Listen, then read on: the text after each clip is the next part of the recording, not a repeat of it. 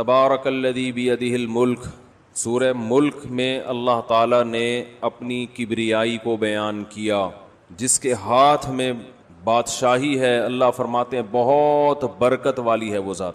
آج تو کہ 2 پاروں کا خلاصہ ہے نا، تو ذرا اسپیڈ ہماری تیز ہوگی۔ اللہ نے فرمایا کہ ارجع البصر کرتین، تم اس کائنات میں غور کرو، بار بار غور کرو، تمہیں اس میں کوئی عیب نظر نہیں آئے گا۔ ینقلب الیک البصر خاسئا، تمہاری نگاہیں ذلیل ہو کر واپس لوٹیں گی، لیکن تمہیں اس میں کوئی فالٹ نظر نہیں آئے گا۔ ہر چیز کو اللہ نے جو بنایا ہے نا، جیسا ہونا چاہیے تھا ویسا ہی بنایا ہے۔ دیکھو شیر کو اللہ نے گوشت خور بنایا، تو شیر میں اللہ نے گرج رکھی اور دھاڑ رکھی، کیونکہ روب کے بغیر گوشت میسر، بولو نا بھائی، نہیں ہو سکتا۔ بکری نے گھاس کھانی ہے، جب وہ گھاس کھائے گی تو گھاس دفاع تھوڑی کرتی ہے، کیوں کھا رہے ہو بھائی مجھے، کرتی ہے؟ تو بکری کو اللہ نے پنجے نہیں دیے، نہ دھاڑنے کی صلاحیت دی ہے، کیونکہ اس نے گھاس کھانی ہے۔ شیر نے کیا کھانا ہے؟ گوشت اس کو کوفتے بنا کے کوئی سامنے تھوڑی رکھے گا، گوشت کے لیے اس کو ہرن کا شکار کرنا ہے۔ تو اگر اس کو بکری جیسی باڈی دے دی جاتی تو وہ ساری زندگی ہرن کی لالچ میں بیٹھا رہتا، اور کوئی ہرن اس کو لفٹ کرانے کے لیے تیار نہیں ہوتا، نہ کوئی ترس کھاتا۔ احسن کل شیء خلقہ، اللہ فرماتے ہیں جس چیز کو بنایا ہے نا، جیسا ہونا چاہیے تھا بالکل ویسا بنایا ہے میں نے۔ یہ اس کی علامت ہے کہ کوئی بنانے والا ہے، یہ آٹومیٹیکلی خود سے نہیں بنی۔ ارے بھائی خود بخود بنی ہوتی تو اتنا خوبصورت نظام تو نہیں ہوتا۔ اچھا دیکھو، کچھ جانور ایسے ہیں جن کے جبڑے میں طاقت بہت ہے اور چیڑ پھاڑ کی صلاحیت بہت ہے، ان کی سپیڈ کم ہے۔ اب دیکھو ہرن کی اور شیر کی سپیڈ ایک جیسی ہوتی تو شیر نے تو جنگل کے ہرنوں کا سب کا تیا پانچا برابر کر دینا تھا نا۔ چیتا جو ہے نا، اس میں شیر کے جبڑے جیسی طاقت نہیں ہے، لیکن سپیڈ شیر سے زیادہ، یعنی ایک فالٹ پیدا کیا تو دوسری کوئی کوالٹی پیدا کر دی۔ کچھوے کو آپ دیکھ لو، انتہائی سست ترین جانور، چلنے سے پہلے 6 مہینے تو سوچتا ہے، مشورہ کرتا ہے کہ یہاں سے وہاں جاؤں کہ نہیں جاؤں، پھر چلے گا تو تھوڑا سا بھی سپیڈ بریکر آ گیا نا کہیں، رک جائے گا وہیں۔ 8-10 مہینے اس کے لیے کوئی مسئلہ نہیں ہے، پڑا رہے گا وہیں، اسپیڈ ہی نہیں بیچارے کی۔ میں نے تنزانیہ کے ایک جنگل میں ہم گئے، ایک جزیرے میں، باقاعدہ شپ میں بیٹھ کے، بہت دور جزیرہ ہے وہ، اقوام متحدہ کے یونائٹڈ نیشن کے کنٹرول میں ہے وہ جزیرہ، اس کا نام ذہن سے نکل گیا اس وقت۔ جب ہم تنزانیہ گئے نا بیان کے لیے، تو وہاں وہ لوگ تھوڑا گھمانے پھرانے لے گئے ہمیں۔ یہ جو میں ملکوں میں سفر کرتا ہوں گھومنے کے لیے نہیں کرتا، بیان کے لیے کرتا ہوں۔ تو کبھی کبھار ہم ڈاکومنٹری بناتے، لوگ کہتے ہیں انجوائے کر رہے ہیں، تو بیان کے لیے جاتا ہے آدمی، تو پھر انجوائے کرنے میں بھی گورنمنٹ کی طرف سے کوئی پابندی نہیں ہے کہ آئے ہیں ایسی تاریخی جگہ دیکھ لے۔ تو وہ جو جزیرہ تھا نا، اس میں اتنے بڑے بڑے کچھوے، اور یونائٹڈ نیشن کی طرف سے ان کی نگرانی ہو رہی ہے، اور وہ پھر دنیا سے کٹا ہوا جزیرہ، کوئی انسان نہیں وہاں پہ۔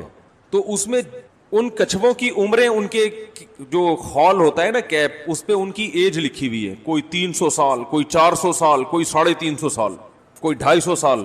وہ بہت پہلے سے یعنی جب گوروں کی حکومت تھی وہاں تنزانیہ پہ، تو اس وقت سے وہ اس کی حفاظت کر رہے ہیں کہ یہ یعنی اتنے۔ اور اچھا جو آج پیدا ہوا کچھوا، اس کی بھی ڈیٹ آف برتھ لکھ دی کہ اب اس کی بھی ایج کی، یعنی یہ شروع ہے۔ تو 300-400 سال پرانے کچھوے۔ تو دیکھو اللہ نے اس کو عمر اتنی لمبی کیوں دی، اس کی سپیڈ بہت سلو ہے۔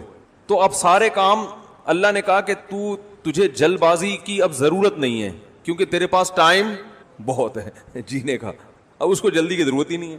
اب کیا ہے کہ جب کوئی جانور شکار، اب دیکھو اتنا سست جانور ہے، وہ تو اپنا ڈیفنس کر ہی نہیں سکتا نا۔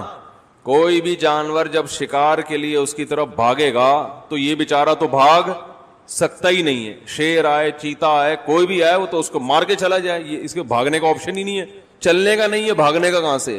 تو اللہ میاں نے کیا دیا، اس کا اتنا مضبوط خول، بڑا خول بنا دیا۔ اللہ نے کہا جیسے کوئی جانور حملہ کرے گا نا، تو خول کے نیچے اپنے آپ کو گردن سمیت چھپا لینا۔ اب ہوگا کیا، وہ اتنا مضبوط خول ہے، اس پہ بندہ کھڑا ہو جائے کوئی اس پہ اثر ہی نہیں پڑتا۔ تو اب کچھوا کیا کرے گا، جو قریب کھڑا ہوا جانور ہے نا، جانور یہ سوچے گا کہ یہ اس خول سے باہر نکلے گا تو میں جھپٹوں گا، آخر ایک نہ ایک دن تو نکلے گا نا۔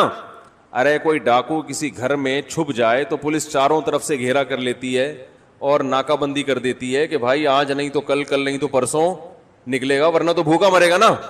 بھائی کب تک پڑا رہے گا, نکلے گا. تو پل وہ جو ہے نا, اب وہ شیر چیتے کھڑے ہوئے ہیں اس کے پاس, وہ کیا کرے گا, اندر غائب.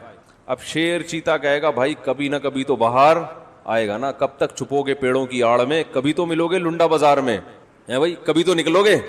تو کچھوا بزبان حال کہتا ہے بیٹا میں نہیں نکلنے والا, میں 100 سال اندر رہوں گا, تو مر جائے گا, میرے پاس ٹائم بہت ہے. وہ پڑا رہے گا, اس کو جلدی نہیں ہے, وہ تو 300 سال 400 سال رہنا ہے اسے زندہ, تو اس لیے وہ ٹینشن نہیں لیتا. تو اب اللہ نے اس کی اسپیڈ بہت سلو کر دی, تو اسے فائدہ کیا دیا کہ بھئی ایک ایپ تیرے اندر پیدا کیا, تو اب تو ڈیفنس کیسے کرے گا, اتنا موٹا خول تیرے اوپر چڑھا دیا ہم نے, اور تجھے زندگی بہت لمبی دے دی, تو چلے گا آہستہ, لیکن تجھے جلدی چلنے کی ضرورت نہیں. اب وہ شادی بیاہ کے لیے رشتہ تلاش کرے گا, 20-25 سال لگ جائیں اس کے لیے کوئی ٹینشن بولو بھائی نہیں ہے. ہمارے یہاں تو جلدی ہوتی نا بھائی, لڑکی کی عمر دیکھو کیا ہو گئی مولوی صاحب, کہتے ہیں نا لوگ, لڑکے کی عمر نکلی جا رہی ہے, 45 کا ہو گیا, 50 کا ہو گیا, 5-6 سال رہ گئے, 2-4 سال رہ گئے. تو ہمارے پاس تو ہے, کچھوے کے پاس یہ ٹینشن نہیں ہے, کہہ رہا ہے ایسی کی تیسی. تو احسن کل شیء خلقہ ثم ہدا. فرعون نے موسیٰ علیہ السلام سے پوچھا نا, فمن ربکم یا موسیٰ, اے موسیٰ کون ہے رب, اس کو ذرا ڈیفائن تو کرو, کس رب کی بات کر رہے ہو. تو موسیٰ علیہ السلام نے ان شارٹ حضرت یعنی اللہ تعالیٰ کی ایسا ڈیفائن کیا کہ اس سے بہترین طریقے سے ڈیفائن کرنا اللہ کو ممکن ہے ہی نہیں. موسیٰ علیہ السلام نے کہا احسن کل شیء خلقہ ثم ہدا, میں اس رب کی بات کر رہا ہوں جس نے ہر چیز کو بہترین طریقے سے بنایا اور اسے اس کی نیچر کے راستے پہ چلا دیا, بنایا بھی اور راستے پہ چلایا بھی. بکری کا بچہ پیدا ہوتا ہے تو یہ تو اللہ نے بنا دیا اس کو, اس کی 2 ٹانگیں ہیں, کھر ہیں, دماغ ہے, آنکھیں ہیں, کان ہیں, ہر چیز ہے نا بہترین, یہ تو ہے بہترین طریقے سے بنایا. اور اسے اس کی فطرت پہ چلانے کا مطلب کیا ہے کہ جیسے ہی بچے کو بھوک لگتی ہے, بکری کے بچے کو, وہ ماں کے تھنوں کی طرف لپکتا ہے, اسے پتا ہے کہ دودھ کہاں سے ملے گا اور کیسے میرے حلق میں اترے گا. اسے کس نے سکھایا ماں کے پیٹ میں, اللہ نے سکھایا کہ اس کو اس کے راستے پہ چلا دیا, اسے بتا دیا کہ دودھ پینا ہے, اس کے علاوہ کچھ بھی نہیں کھانا. بچہ بکری کا بچہ پیدا ہوتا ہی ہے, ابھی آنکھیں پوری طرح کھلی نہیں ہوتی, ماں کے تھن تلاش کر رہا ہوتا ہے کہاں ملے گا مجھے, اور تلاش میں ہوتا ہے بس مجھے دودھ چاہیے. تو یہ بھائی کہاں سے اس کو پتہ چل رہی ہیں یہ چیزیں. تو اللہ بھی فرماتے ہیں کہ تم اس کائنات میں عیب تلاش کرو, شہد کی مکھی کو اٹھا کے دیکھ لو, اللہ نے اس کو بنایا شہد بنانے کے لیے, سر سے لے کے دم کی آخری حصے تک ہر عضو اس کا اسی حساب سے ڈیزائن کیا گیا ہے کہ وہ کیا بنائے, شہد بنائے.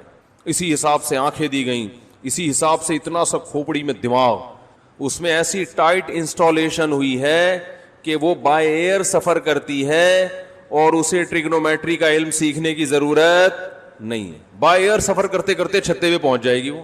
یہ جو شہد کی مکھی چھتوں تک واپس پہنچتی ہے یہ آسان نہیں ہے, سائنسدان حیران ہے یہ جاتی کیسے ہے, اتنا دور نکل کے اس کو راستے یاد کیسے رہتے ہیں کہ کہاں واپس آنا ہے. دیکھو جب انسان زمینی سفر کرتا ہے نا تو علامتیں دیکھ دیکھ کے جاتا ہے, وہ آسان ہے.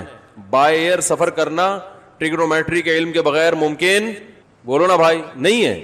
جہاز میں جو سفر ہوتا ہے نا وہ یہ تھوڑی, دیکھو پیدل سفر تو ایسے ہوتا ہے, میں آپ سے کہتا ہوں بھائی ادھر کلندری چوک سے ہو کر آؤ, آپ کہیں مفتی صاحب مجھے راستہ معلوم نہیں, تو میں آپ کو بتاؤں گا یار یہاں سے سیدھے نکلو گے تو جیسے ٹن مارو گے ایک کالے رنگ کا گیٹ آئے گا, ٹھیک ہے نا, تو آپ نے دیکھ لیا کالا گیٹ ہے, ہاں کالے گیٹ سے تھوڑا 1 میٹر آگے جا کے لیفٹ پہ ٹن مارنا, ایک نیم کا درخت آئے گا, ٹھیک ہے نا, وہاں 2 پوڈری بیٹھے ہوئے ہوں گے, ہوتے ہیں نا, تو وہ جیسی پوڈری ہیں ان کی طرف توجہ نہیں دینا, آگے نکل جانا, اس لیے کہ بہت سارے نیم کے درخت ہیں تو آپ کنفیوز ہو سکتے ہو. تو آپ نے بتایا 2 پوڈری وہاں بیٹھے ہوئے ہوں گے. ہمارے ہاں ایسے ہی ایڈریس ہوتا ہے بھائی, پوڈری موڈری آپ کو ہر جگہ ملیں گے.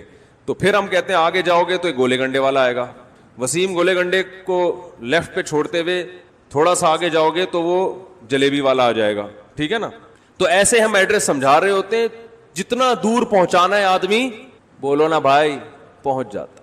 لیکن جب بائی ایئر سفر کرو گے, جیسے بھی یہ لاہور سے کراچی, تو یہ تو نہیں کہ پائلٹ کو یہ بتایا جائے بھائی تو جب لاہور سے اٹھے گا نا ذرا نیچے دیکھتے رہنا بادشاہی مسجد آئے گی, تو بادشاہی مسجد سے نا آگے مینار پاکستان سے سیدھا ٹن مارنا, تو ایسا نہ ہو آگے وہ انڈیا نہ نکل جانا, ادھر ٹن مارنا.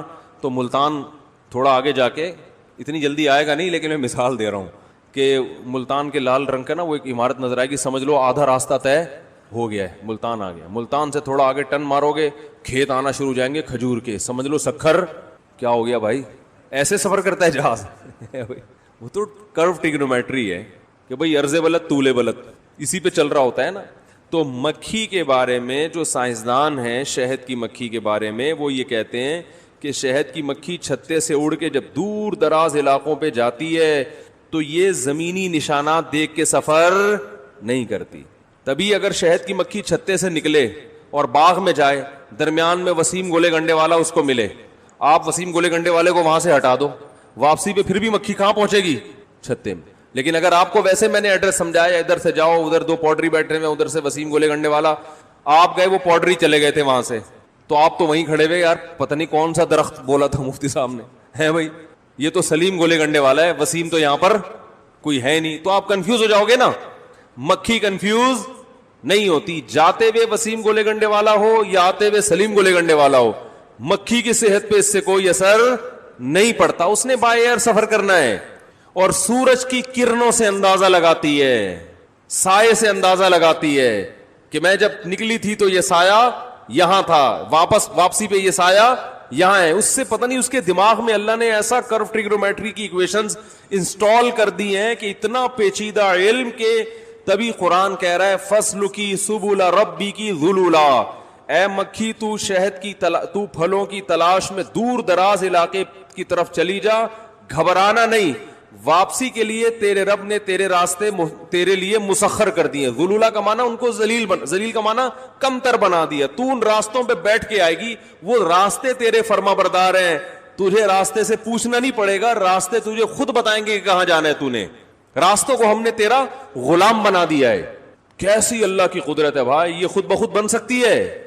یہ اللہ فرما رہے ہیں کہ اس کائنات میں غور کرو, تمہیں کوئی عیب نظر نہیں آئے گا. اور فرجع البصر کرتین, بار بار نگاہ اٹھا کے دیکھو, ہل تری من فطور, کوئی فطور تمہیں نظر آیا اس میں؟ اور ینقلب الیک البصر خاسئا, فرمایا تمہاری نگاہیں ذلیل ہو کر آئیں گی, وہو حسیر, اور تھک چکی ہوں گی. یہ ذلیل کا لفظ اللہ کیوں استعمال کر رہے ہیں؟ یہ چیلنج ہے. جب کوئی مناظرے کا چیلنج کرتا ہے نا, تو بھائی آ کے دکھا, تو آ ذرا میرے سے بحث کر, تو یہ اس کو کہا جاتا ہے جو مان نہ رہا ہو. تو اللہ یہ وجہ بتا رہے ہیں کہ انسان میرے وجود کو نہیں مانتا, میری قدرت کو نہیں مانتا. اللہ کہتے ہیں آؤ میدان میں, ذرا چیلنج ہے, نظر اٹھا کے ذرا اس کائنات میں غور کرو, عیب تلاش کرو. اللہ فرماتے ہیں تم تلاش کرتے کرتے بالآخر کیا ہو جاؤ گے؟ رسوا ہو جاؤ گے. یہ مناظرہ جو تم نے اللہ سے کیا تھا, یہ مناظرہ تم ہار جاؤ گے, بھری محفل میں رسوا ہو جاؤ گے. جو ایتھیسٹ ہے نا, اللہ کے وجود کا انکار کرنے والے, وہ ان بیسک چیزوں کا جواب دیتے ہی نہیں ہے, کیونکہ ان کو پتا ہے کہ جو بیسک اللہ کے وجود کے دلائل ہیں ان کا جواب دیا تو ہم کیا ہو جائیں گے؟ رسوا ہو جائیں گے, ذلیل ہو جائیں گے. میں نے ایک ایتھیسٹ سے پوچھا تھا نا کہ بتا بھائی, ایک کاغذ پہ کسی انسان کی تصویر بنی ہوئی ہو بے جان, 2 آنکھیں, 1 ناک, 1 کان, سر, ہونٹ اور ناک, یہ بے جان ہے نا, تصویر بنی ہوئی ہو. اگر ڈارون نے یہ دعویٰ کیا ہوتا کہ یہ تصویر جو کاغذ پہ بنی ہوئی ہے بے جان, یہ اتفاق سے وجود میں آئی ہے, تو مان لیتے. کیا ہو گیا بھائی؟ مان لیتے. وہ کہتا کروڑوں سال میں رنگ کے ڈبے یوں یوں مل ملا کے پورا خوبصورت سا تصویر بن گئی. تو اس کا جواب کیا ہے؟ یہاں جتنے اللہ کے منکر ہیں نا, آج کل ملحد بہت پھیل رہے ہیں یوٹیوب پہ, وہ سب چپ ہو جائیں گے, کبھی نہیں کہیں گے کہ ہاں ایسا ہی ہے. وہ پھر فوراً آپ کو بایولوجی کی پیچیدہ باتوں کی طرف لے جائیں گے. ابے تو یہ بتا بھائی کہ یہ بن سکتی ہے؟ وہ کہے گا نہیں بن سکتی بھائی, کروڑوں اربوں سال میں بھی ایسا نہیں ہو سکتا کہ ایک خوبصورت سی بے جان تصویر خود بخود بن جائے. ہم تصویر سے آگے چلتے ہیں, جب تصویر نہیں بن سکتی تو بے جان پتلا بن سکتا ہے.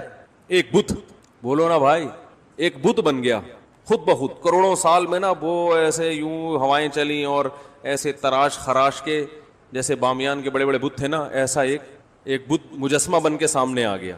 تو بھائی جب یہ بے جان مجسمہ وجود میں نہیں آ سکتا, تو ایسا مجسمہ جس کی آنکھوں میں دیکھنے کی صلاحیت, کانوں میں سننے کی صلاحیت, زبان میں چکھنے اور بولنے کی صلاحیت, ناک میں سونگھنے کی صلاحیت, اس کے جوائنٹ ایسے بہترین انداز سے آپس میں فٹ ہوئے کہ آج تک کسی روبوٹ کے ایسے جوائنٹ سائنسدان نہیں بنا سکے. آج تک مصنوعی جوائنٹ ایسے پیدا نہیں ہو سکے. جو اسٹیل کے گھٹنے ملتے ہیں نا, جو بولیں ملتی ہیں, وہ ایسی نہیں ہے جیسی اللہ نے ہماری باڈی میں لگائی ہیں. اور ایسے خوبصورت انداز سے ڈیزائن کیا اللہ تعالیٰ نے, چلتا ہے پھرتا ہے, اس کے جذبات ہیں, افسوس ہوتا ہے تو رونا شروع کرتا ہے, اپنے غم کا اظہار کرتا ہے, خوشی ہوتی ہے تو ہنستے ہوئے اپنی خوشی کا اظہار کرتا ہے, محبت بھی کرتا ہے, نفرت بھی کرتا ہے, ڈرتا بھی ہے, بہادری بھی دکھاتا ہے, سخاوت بھی ہے, بخل بھی ہے, وفاداری بھی ہے, بے وفائی بھی ہے.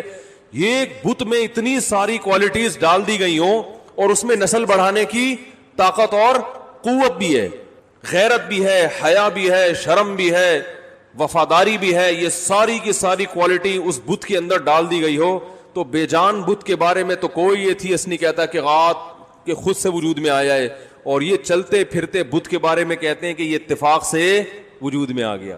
تو یہ عقل پہ ماتم کرنے کا دل کرے گا کہ نہیں کرے گا؟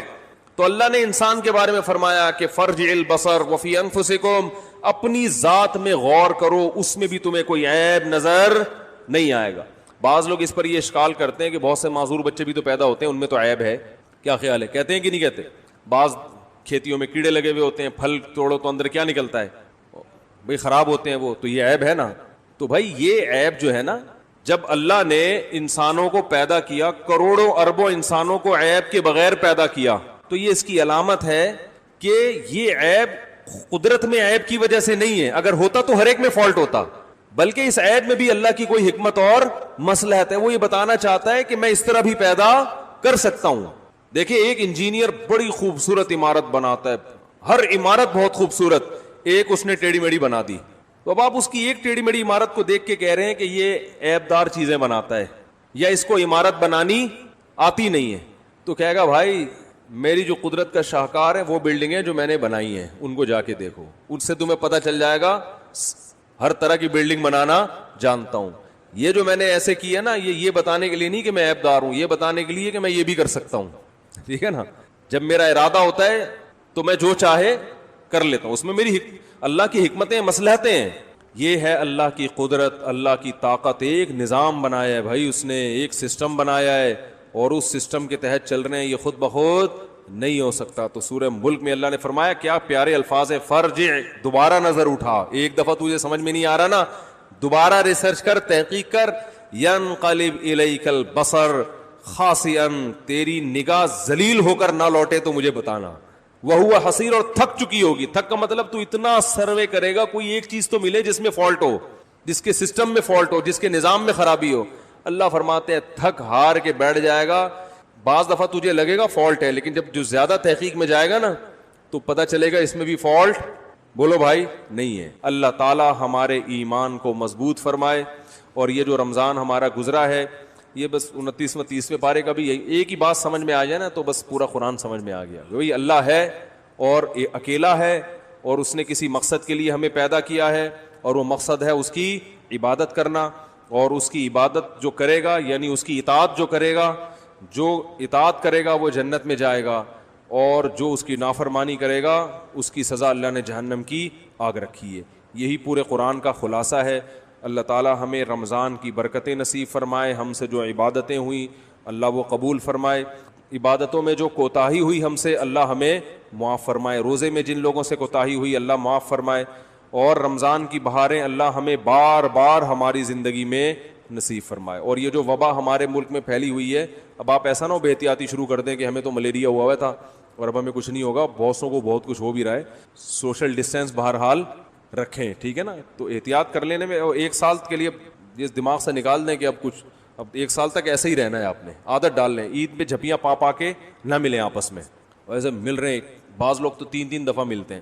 ایک دفعہ ظلموں کو بھول جاتی ہے دنیا کے سامنے, ان کے جرائم آتے نہیں ہیں, لوگوں کے سامنے بہت اچھے, اور آپ کہہ رہے ہو کہ جب مرا تو بالکل کیا ہو گیا, ختم. یہ تو اس سے بڑی دھاندلی تو نیچر نے کبھی کی نہیں ہے. اس لیے اللہ نے فرمایا کہ یہ مرا نہیں ہے, مر تو گیا مادی اعتبار سے, لیکن یہ ایک جہان سے دوسرے جہان میں شفٹ ہو گیا. اب چونکہ انسان کی سمجھ میں بات مثالوں کے بغیر آتی نہیں ہے, تو قرآن مثال سے بات سمجھاتا ہے. اللہ یتوفی الانفس حین موتها والتی لم تمت فی منامها. اللہ فرماتے ہیں دیکھو جب تم سوتے ہو اس وقت اللہ تمہاری روح کیا کر لیتا ہے, قبض کر لیتا ہے. سوتا ہوا آدمی پتہ نہیں کیا کیا دیکھ رہا ہوتا ہے کہ نہیں ہوتا, لیکن اس کے قریب بیٹھا ہوا آدمی وہ سمجھتا ہے کہ یہ آنکھیں بند کر کے یہاں لیٹا ہوا ہے, لیکن اس پہ جو گزر رہی ہوتی ہے وہ قریب بیٹھے ہوئے آدمی کے کو نہیں پتا ہوتا. کتنی دفعہ ایسا ہوتا ہے ہم سو رہے ہیں خراٹے لے کے, ویزا نہیں مل رہا تھا امریکہ کا, آج امریکہ پہنچ گئے, ہوتا ہے نا, پہنچ گئے اور صدر بن گئے وہاں کے. آدمی کہتا ہے یار میں نے تو کبھی سوچا بھی, مکے مار مار کے دیکھ رہا ہوتا ہے میں سو تو نہیں رہا کہیں. ایسا بھی ہوتا ہے, لوگ بتاتے ہیں میں چانٹے مار کے دیکھتا ہوں خواب تو نہیں دیکھ رہا. اتنی گہری نہیں ہوتی ہے, 2-4 چانٹوں سے آنکھ کھلتی نہیں. دوسرا وہ چانٹے بھی تو خواب میں ہی مار رہا ہے نا. بعض کنواروں کی شادی ہو رہی ہوتی ہے, بہت عرصہ ہو گیا, نہ ابا مان رہے تھے نہ امی مان رہی تھی, پیسے بھی نہیں تھے, جہاں جاتے تھے دھکے دے کے لوگ بھگا دیتے, کتے پیچھے چھوڑ دیتے تھے. ابھی تو کتے پیچھے چھوڑنے کی ضرورت ہی نہیں ہے, جہاں جاؤ کتے خود بخود پیچھے لگ جاتے ہیں, اتنے کتے ہو گئے. شادی نہیں ہو رہی تھی, یہ نہیں ہو رہا تھا, وہ نہیں ہو رہا تھا, او بھائی خواب میں بہت کوئی حسن پری تھی, اس سے آپ کی شادی ہو گئی, پیسے بھی آ گئے, 3 پیس سوٹ ٹائی میں آپ دلہن کے کمرے میں جا رہے ہیں, آنکھ کھل گئی, ٹھیک ہے نا, کسی نے آ کے ٹھڈا مارا کہ چل اٹھ, ہے بھائی کدھر پڑا ہوا ہے تو کیسے جذبات ہوتے ہیں انسان کے جس کو ایسا خواب آ رہا ہو. تو اللہ فرماتے ہیں جب تم سوتے ہو نا تمہاری روح ہم کیا کر لیتے ہیں قبض, وہ روح بھٹکتی رہتی ہے, وہ کیا کیا مناظر دیکھتی ہے. حالانکہ جو سوتے ہوئے آدمی اس کے قریب کوئی بیٹھا ہوا ہو اسے بالکل ہوش نہیں ہوتا. بعض دفعہ خوشی میں ہوتا ہے انسان, سوتے ہوئے میں آپ بھوکے سو جائے نا, کھانا سامنے آئے, اتنا مزہ آتا ہے نیند میں خواب میں کھانا کھانے کا, ایسا پھوڑتا ہے طبیعت سے اور لذت محسوس ہوتی ہے. بلکہ خواب کی لذت جاگتی حالت کی لذت سے زیادہ ہے, تبھی تو خواب میں نائٹ فال ہوتا ہے. جاگتی حالت میں نائٹ فال نہیں ہوتا کسی کو, خواب میں ہو جاتا ہے. اور خواب کی میں بھوک کھانے کی جو لذت ہے وہ بھی کئی گنا بڑھ جاتی ہے. اسی طرح خواب میں جو تکلیف ہے وہ جاگتی حالت کی تکلیف سے کئی گنا بڑھ جاتی ہے. خواب میں جب آدمی ڈرتا ہے تو نارمل حالت میں ایسے نہیں ڈرتا. تو اللہ فرماتے ہیں کہ پڑے ہوئے ہو وہاں پہ لیکن روح تمہاری کسی اور جہان میں ہے. تو یہ تو ابھی مرے نہیں ہو, ابھی تو روح کا باڈی سے رشتہ ہے. مرتے ہو تو روح کا باڈی سے رشتہ اور کمزور ہو جاتا ہے, تو باڈی تو سڑ کے ختم ہو جاتی ہے لیکن تمہاری روح ختم نہیں ہوتی. اس روح کے ساتھ یہ احوال گزرتے ہیں اور وہ جہان ہی الگ ہے. جیسے خواب کی دنیا یہ مادی دنیا تھوڑی ہے, یہ اس دنیا میں وہ ٹریس ہو ہی نہیں سکتا خواب. تو اللہ نے مثال سے سمجھایا ہے کہ دنیا میں دیکھو سائنسدان خواب کا اعتراف کیوں کرتے ہیں کہ ہر سائنسدان نے خواب دیکھا ہوا ہے. اگر کوئی نیند نہ ہوتی نا اور کوئی دنیا میں سویا ہی نہ ہوتا تو سائنس خواب کا بھی انکار کر دیتی. اگر کوئی پیغمبر آ کے بتاتے کہ اگر تم میں سے کسی کو نیند آئے اور ایسے سو جائے تو اس پہ یہ احوال گزریں گے, تو لوگ کہتے یہ نہیں ہو سکتا. کیوں گزریں گے بھائی؟ لیکن اب تو سب دیکھ رہے ہیں اپنی آنکھوں سے. جیسے اگر انسان خود انسانوں کو پیدا ہوتے ہوئے نہ دیکھتا اور کوئی پیغمبر آ کے بتاتے کہ اللہ نے تمہیں پانی کے قطرے سے پیدا کیا ہے تو مان لیتے لوگ, ہے بھائی؟ سوال ہی پیدا نہیں ہوتا.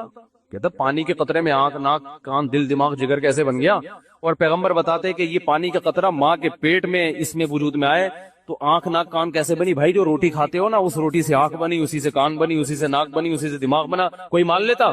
تو بھائی یہ سب illogical باتیں, یہ کھوپڑی میں آنے والی نہیں ہے. میڈیکل سائنس اس کو تسلیم نہیں کرتی, اس لیے نہیں کرتی کہ اسے دیکھا نہیں ہے. آپ دیکھ لیا تو میڈیکل سائنس بھی کہتی ہے بھائی ایسے بنتا ہے, اس کے پوری لاجک بھی بیان کر دی, وہ پروسیس دیکھنے کے بعد بیان کی ہے. تو جب مریں گے نا اور جب روح پہ احوال آئیں گے تو اس وقت سائنسدان بھی لیبورٹری ٹیسٹ کرنا شروع کریں گے, بولیں گے بھائی ایسا ہوتا ہے اور ہو رہا ہے اور اس کی لاجک یہ ہے. یہ لاجک سمجھ میں آئے نہ آئے وہ اللہ کی مرضی.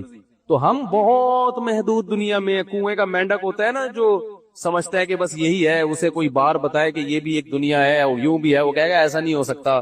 وہ اس لیے کہہ رہا ہے کہ وہ بیچارہ چھوٹا دماغ, اس نے کنواں ہی دیکھا ہے, اس کو سمندر کی گہرائیوں کا کیا پتا. تو اللہ فرماتے ہیں وما اوتیتم من العلم الا قلیلا. جب نبی نے فرمایا نا روح پہ یہ حالات گزرتے ہیں تو صحابہ نے مشرکین نے پوچھا یہ روح کیا ہوتی ہے؟ اللہ نے فرمایا تمہاری سمجھ میں نہیں آئے گا کہ روح کیا ہوتی ہے, کیونکہ وما اوتیتم من العلم الا قلیلا, تمہیں جتنی نالج ہے نا یہ بہت تھوڑی ہے. اس کھوپڑی میں اور اس نالج کے تحت یہ بات سمجھ میں آنا تمہارے لیے ممکن ہی نہیں ہے. اب ایک دیہاتی کسی ڈاکٹر کے پاس چلا جائے کہ گردے کی پتھری دوا کھانے سے کیسے نکلتی ہے, ڈاکٹر نے اپنی زبان میں سمجھانا شروع کیا ایکچولی یوں ہوتا ہے, یورک ایسڈ بڑھ جاتا ہے, پھر یہ یوں. وہ کہہ رہے میری کھوپڑی میں نہیں آ رہا. ڈاکٹر کہے گا آپ کی کھوپڑی ایسی ہے ہی نہیں کہ اس میں اتنی گہری باتیں سمجھ میں آ جائے. کچھ میڈیکل سائنس تھوڑی سی پڑھ لو یا کچھ انگلش سیکھ لو تو آ جائے گی انشاءاللہ. تمہیں تو یہ نہیں پتا کہ گردہ ہے کہاں. وہ بار بار گردے کہتے میرے گردے میں درد ہو رہا ہے, میرے گردے میں. وہ کہہ رہے تمہیں کیا سمجھائے. تو اللہ فرماتے تم جو اتنا سائنسی ترقی پہ ناز کرتے ہو یہ وہ ترقی ہے جو پہلوں کو نہیں تھی تمہیں ہے. تو تم اپنے آپ کو پہلوں سے کمپیئر کر کے کہہ رہے ہو کہ ہم بہت بڑے فنٹر ہیں. نہیں یاری بات سمجھ میں, پہلے زمانے میں گھوڑے پہ جاتے تھے ہم ہواؤں میں اڑ کے جا رہے ہیں تو بہت بڑے فنٹر ہیں, بہت نالج. بھائی تو پہلوں سے کمپیئر کر کے کہہ رہے ہو, ٹھیک ہے نا.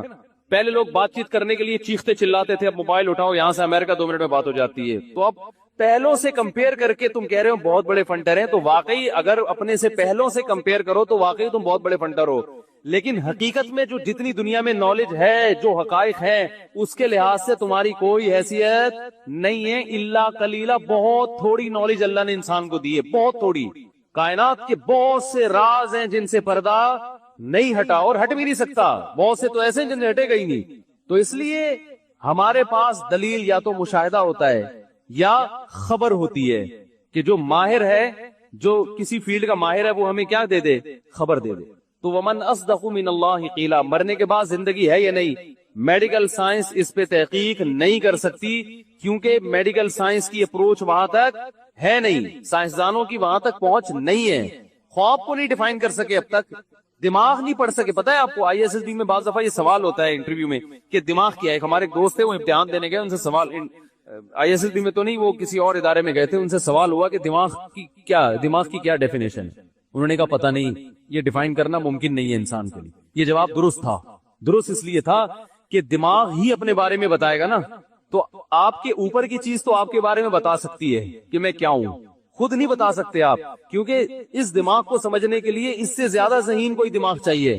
وہ مارکیٹ میں ہے نہیں، ٹھیک ہے نا، وہ ہے نہیں مارکیٹ. تو یہ میڈیکل سائنس خود مانتی ہے کہ ہم تحقیق ایک دائرے تک کر سکتے ہیں، اس سے زیادہ ریسرچ ہمارے دائرہ کار میں ہے نہیں، یہ پاسبل نہیں ہے. تو انسان کی ابتدا کیسے ہوئی، یہ انسان کے لیے میڈیکل سائنس کے ذریعے پہچاننا ممکن ہے ہی نہیں. کائنات کی ابتدا کیسے ہوئی، قیامت تک ایسے آلات دریافت ہی نہیں ہو سکتے جو یہ بتا سکے کہ کیسے ابتدا ہوئی ہے.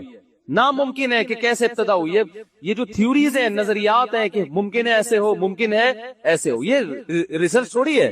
جس چیز کو سائنسدان خود ریسرچ نہیں کہہ رہے، آج ہماری یونیورسٹیوں میں اس کو ریسرچ کہہ کے پڑھایا جا رہا ہے. ڈاروین نے یہ ریسرچ تھوڑی پیش کی تھی کہ انسان بندر سے بنا ہے، وہ ریسرچ تھوڑی تھی. وہ کہتے ہیں، اور ڈاروین کے پورے الفاظ کیا ہیں کہ اگر یہ فرض کر لیا جائے کہ اس انسان کو کسی خدا نے نہیں بنایا، یہ فرض کر لو، تو پھر ممکن ہے کہ یہ ایسے ہوا ہو، یہ پروسیس ہوا ہو.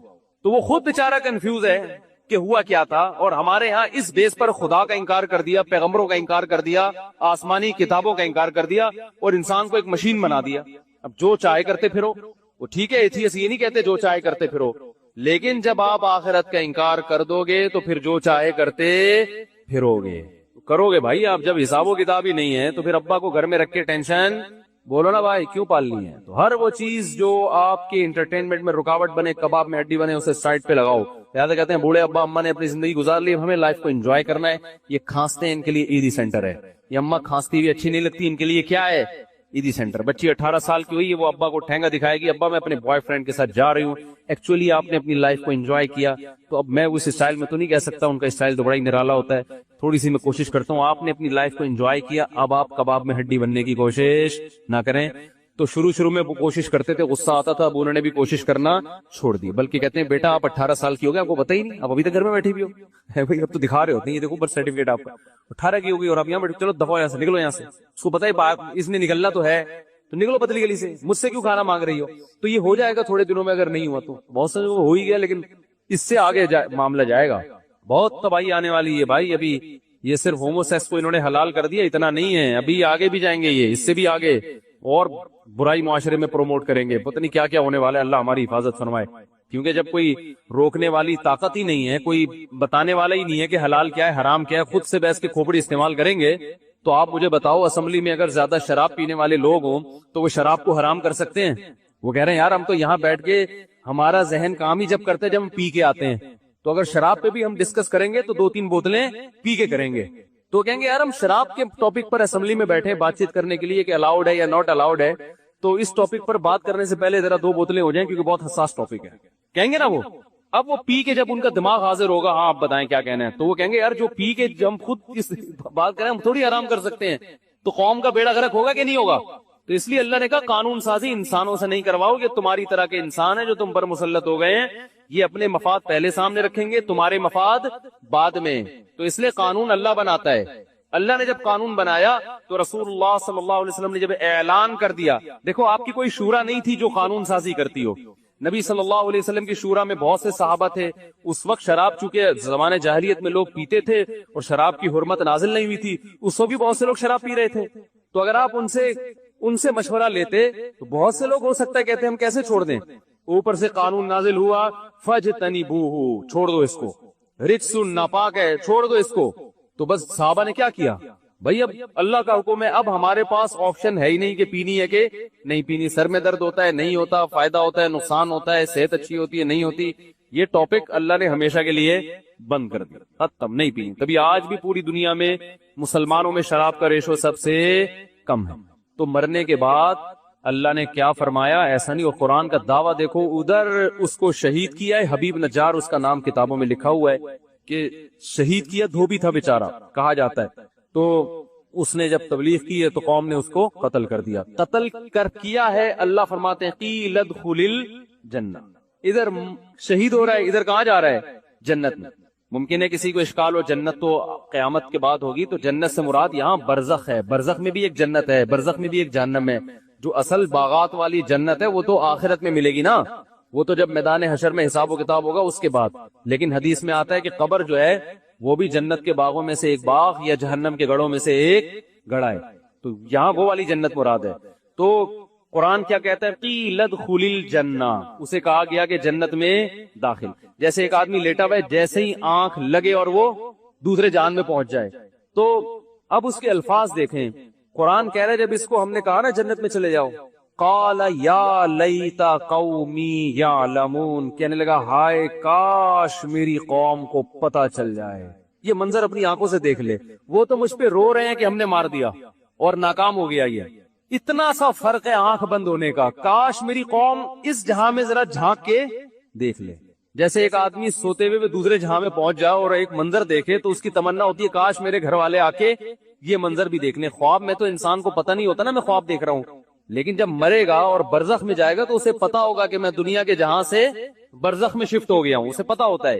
تو کہے گا، وہ قرآن کے الفاظ ہیں یا لیتا قومی یعلمون، کاش میری قوم یہ منظر اپنی آنکھوں سے دیکھ لے. بما غفر لی ربی وجعلنی من المکرمین، کہ میرے رب نے کیسے میری مغفرت کی، شہادت کی وجہ سے میرے گناہوں کو معاف کیا، اور وجعلنی من المکرمین، مجھے جو عزت دی.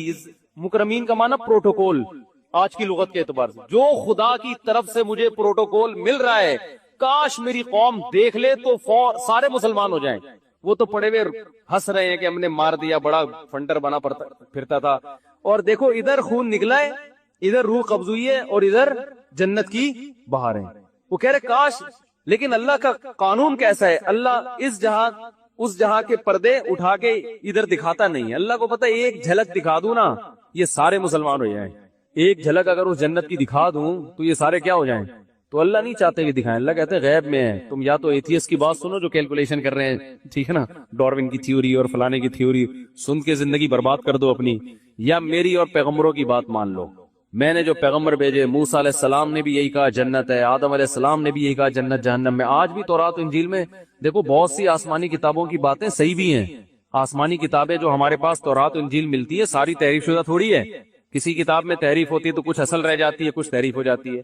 تورات میں آج بھی داڑھی کے بارے میں لکھا ہوا ہے کہ اللہ نے موسیٰ علیہ السلام کو کوہ طور پہ بلایا اور کہا کہ اپنی قوم کو کہہ دیں کہ داڑھی مت کٹانا. یہ آج بھی تورات میں لکھا ہوا ہے. تبھی یہودی داڑھی بولو نا بھائی نہیں کٹاتے اور بڑی داڑیاں رکھتے ہیں. تو بہت سی آسمانی کتابیں جو ہے نا وہ ان کی، اور جنت جہنم کا تذکرہ تو ہر آسمانی کتاب میں بار بار ہے کہ آگ بنائی اللہ نے نافرمانوں کے لیے اور باغات بنائے اللہ نے فرما برداروں کے لیے. تو یہی موسیٰ علیہ السلام کی دعوت، یہی عیسیٰ علیہ السلام کی دعوت، یہی ابراہیم علیہ السلام کی، اسماعیل علیہ السلام کی، نوح علیہ السلام کی، سارے پیغمبر جو سچے تھے اور آخری نبی محمد صلی اللہ علیہ وسلم کا بھی یہی دعوت، وہ بھی سچے، ان کا بھی یہی دعوت.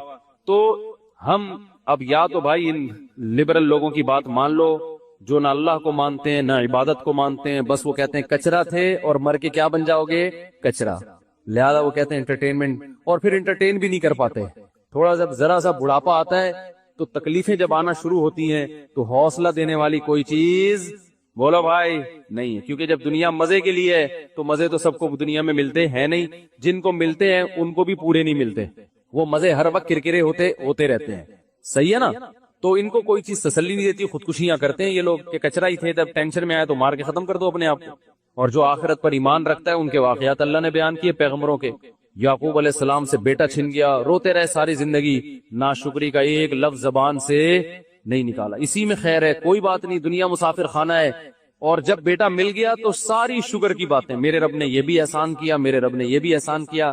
تو بتاؤ زندگی کو صحیح انٹرٹین وہ لوگ کرتے ہیں جو مذہب کو نہیں مانتے، یا وہ لوگ کرتے ہیں جو مذہب کو مانتے ہیں؟ وہ صحیح انٹرٹین کرتے ہیں. ان کو پتا ہے بھائی، کیونکہ اللہ نے حلال مزوں پہ پابندی تھوڑی لگائی ہے، ناجائز پہ پابندی لگائی ہے. اور جو قدرت کی طرف سے آزمائشیں آتی ہیں وہ تو دینداروں کے ساتھ بے دینوں پہ بھی آتی ہیں. بھائی ایکسیڈنٹ میں تو بے دین بھی مرتے ہیں اور دیندار بھی. وائرس آیا ہوا ہے تو جہاں نمازی لوگ مریں گے اللہ نہ کرے تو وہاں بے نمازی بھی تو مریں گے نا. کیا ہو گیا بھائی؟ تو جو آزمائشیں آتی ہیں وہ تو سب کے پاس آتی ہیں. ہم پہ جب آزمائش آتی ہے تو ہمارے پاس تسلی کی چیزیں ہیں.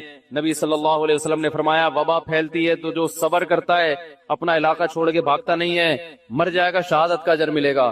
ہمارے پاس تسلی ہے، آپ کے پاس تسلی کی کوئی چیز نہیں ہے. آپ قوم کو بتاؤ گے کہ بھاگو نہیں، خود پتلی گلی سے بھاگنے کی پوری کوشش کرو گے آپ کہ میں کیوں مروں. صحیح ہے نا؟ اور دنیا میں بھی بیماری پھیلاؤ گے. ہوتا ہے نا؟ زیادہ تر بھاگنے والے اس وبا میں وہ لوگ ہیں جو مذہب کو فالو نہیں کرتے. سمجھ میں نہیں آ رہی بات؟ زیادہ تر وہ لوگ ہیں جو مذہب کو فالو نہیں کرتے، وہ بھاگتے ہیں. انڈیا میں بہت کئی سال پہلے ہم چھوٹے بچے تھے، طاعون پھیل گیا تھا، اتنے لوگ غیر مسلم وہاں سے بھاگے تھے نا طاعون سے. مسلمانوں میں بھاگنے کا ریشو کم تھا بہت. ان کے پاس نبی کی تعلیمات ہیں، صبر صبر. صحابہ میں جب طاعون پھیلا بہت سارے صحابہ کا انتقال ہوا تو کوئی ڈپریشن میں نہیں گئے. انہوں نے کہا کوئی بات نہیں بھائی، اللہ اسی طرح سے اٹھا رہا ہے تو اٹھائے گا. تو خوش ہوتے تھے، اسی میں اجر ملے گا. تو انٹرٹین بھی حقیقی معنی میں کون کرتا ہے بھائی لائف کو؟ مذہب والے لوگ ہی کرتے ہیں. تو یہ پابندیاں جو اللہ نے مذہبی لوگوں پہ لگائی ہیں، یہ کچھ پابندیاں ہیں جو وہ عمل کرو گے. جیسے ڈاکٹر مریض کو کہتا ہے کہ کچھ چیزیں آپ کی صحت کے لیے نقصان دہ ہیں وہ چھوڑ دو، تو جو نقصان دہ نہیں ہے وہ پھر کھاتے رہو ساری زندگی. لیکن مریض کہتے ہیں نہیں میں پابندیوں پہ عمل نہیں کروں گا، میں سب کچھ کھاؤں گا. کہتے ہیں ٹھیک ہے، پھر تھوڑے دن سب کچھ کھاؤ، تھوڑے دن بعد کچھ بھی کھانے کے قابل نہیں رہو. شوگر کا مریض کہتا ہے میں تو لڈو کھاؤں گا، میں تو رسگلہ کھاؤں گا، یہ نہیں بتاؤں گا. یہ شعر ہے، یہ شعر ہے، یہ ویسی ذہن میں بعض دفعہ آ جاتا ہے. تو میں تو لڈو کھاؤں گا، میں رسگلہ کھاؤں گا، میں یہ بھی کھاؤں گا، میں وہ بھی کھاؤں گا. اب کوئی ڈاکٹر آ کے کہہ رہا ہے نہیں کھا بھائی، تو سموسے کھا لے، تو پکوڑے کھا لے، تو تکے کھا لے، تو یہ کھا لے، لڈو نہیں کھا. اگر میٹھا کھانا ہی ہے تو ایسے وہ کیا ہے یار، وہ ڈائٹ بوتلیں آتی ہیں نا، پیپسی یہ والی پی لے، تو شوگر فری پیپسی پی لے، اس میں بھی میٹھا ہوتا ہے لیکن چینی والا میٹھا نہیں. میں تو وہ والا میٹھا کھاؤں گا، چینی والا میٹھا کھاؤں گا. تو کھا لے، پھر تو کھا لیا، مدذل لا لیا، جو ملا کھا لیا. اس کے بعد تھوڑے دن کے بعد جو چیزیں ڈاکٹر نے کھانے کا مشورہ دیا تھا نا وہ بھی کھانے کے قابل نہیں رہے. شوگر سے گردوں پہ اٹیک ہوگا، گردے خراب. شوگر سے تو بہت جلدی اٹیک ہوتا ہے گردوں کے اوپر، گردے خراب ہو جائیں گے، بی پی ہائی ہو گیا، گردے کی ایسی کی تیسی، بلڈ پریشر ہو گیا. وہ تو ایک بیماری دیکھو 100 بیماریوں کو کھینچ کے لاتی ہے. آنکھوں کا مسئلہ کھڑا ہو جاتا ہے شوگر کے مریض کے ساتھ. ڈاکٹر کہہ رہا تھا کہ بھائی تو ابھی لڈو چھوڑ دے، دیکھ جو چاہ. کہہ رہا نہیں میں تو کھاؤں گا، میں تو پابندیوں پہ عمل نہیں کرتا. تو کھا لیا، اب دیکھنے کے قابل بھی نہیں، آنکھوں کی بینائی جا رہی ہے، ہڈیاں وہ سیدھا ہو رہی ہیں. تو یہی حال ہے کہ یہ جو لبرل لوگ ہیں، جو اللہ کو نہ ماننے والے لوگ ہیں، یہ کہتے ہیں موج مستیاں کرو، زندگی انٹرٹین کرو. تو تھوڑے دن تک تو بہت انٹرٹین کرتے ہیں، اس کے بعد کچھ بھی انٹرٹین کرنے کے قابل نہیں رہتے، ٹینشنوں میں. اس لیے کہ بار بار موت کا تصور، مرنا ہے، جانا ہے. پھر بڑھاپا تو سب سے بڑا عذاب ہے. مسلمان کی جو زندگی سکون سے تو گزرتی بڑھاپے میں ہے، زیادہ لائف اچھی ہوتی اس کی کہاں ہے؟ سارے کام کاج سے فارغ ہو گئے، اب تو کوئی ٹینشن نہیں، اب تو کیا کرنا ہے، اللہ اللہ کرنا ہے. ہم نے تو اپنے بوڑھوں کو بہت عبادت کرتے ہوئے دیکھا ہے. داڑھی والوں کے بہت خلاف تھے اور تبلیغ والوں کے بہت خلاف. تو وہ کہنے لگے ایک دن کہ یار وہ میں نے ہمارے پڑوس میں ایک واقعہ دیکھا ہے، پنجاب کی بات کر رہے تھے کہ وہاں ایک صاحب ہیں جو صبح آفس میں ہوتے ہیں تو ان کی وائف کے کسی سے غلط تعلقات ہیں. تو وہ صاحب روزانہ گھر میں بھی آتے ہیں اور لوگ دیکھ بھی رہے ہیں. پھر یہ کہنے لگے کہ یہ برا ہے، یہ غلط ہو رہا ہے، اس خاتون کو ایسا نہیں کرنا چاہیے. تو میں نے ان سے پوچھا کیوں نہیں کرنا چاہیے؟ کرنا تو واقعی نہیں چاہیے، لیکن اس کی وجہ کیا ہے؟ یعنی میں نے ان سے پوچھا کہ آپ یہ کہہ رہے ہیں کہ وہ خاتون غلط کر رہی ہیں، اپنے شوہر موجود نہیں ہیں، اور یہ نہیں کہ وہ کوئی ناجائز تعلقات کا انہوں نے کہا، بس یہ کہ اتنا کلوز کیوں ہے کوئی غیر مرد کہ شوہر کی غیر موجودگی میں وہ گھر میں جا رہا ہے اور فری ہو رہا ہے اور لوگ دیکھ بھی رہے ہیں. تو وہ کہنے لگے یہ غلط، وہ خاتون غلط کر رہی ہیں. تو چونکہ ذرا لبرل ہیں وہ، میں نے ان سے پوچھا کہ وہ غلط کیوں کر رہی ہیں. بات آ رہی ہے سمجھ میں؟ یعنی آپ کو یہ برا کیوں لگ رہا ہے؟ انہوں نے کہا یہ اس لیے غلط ہے کہ سوسائٹی اس چیز کو پسند نہیں کرتی، سوسائٹی اس چیز کو پسند نہیں کرتی. یعنی جب ایک چیز سوسائٹی میں ہمارا معاشرہ اس کو قبول نہیں کرتا ہے تو یہ چیز کیا ہے ایکچولی، یہ کیا ہے؟ غلط.